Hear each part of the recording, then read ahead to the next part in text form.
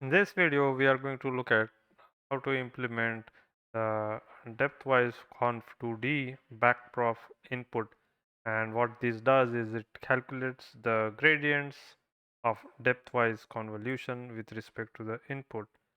And so let's say that's our output tensor from the for the backprop, and then this is the filter we are going to use.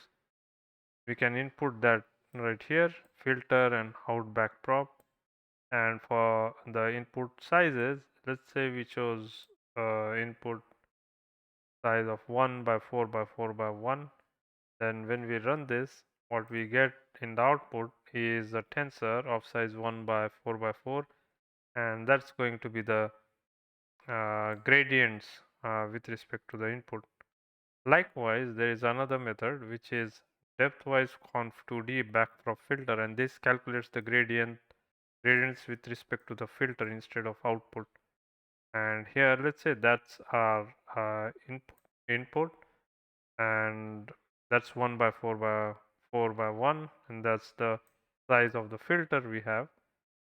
Then based on the output tensor, we can run this. We have input x, filter s, f, and then we have the output backprop. So when we run this, we should see the gradients which are these, which are the same shape as the filter, 2 by 2 by 1 by 1. So that was it for this very short video.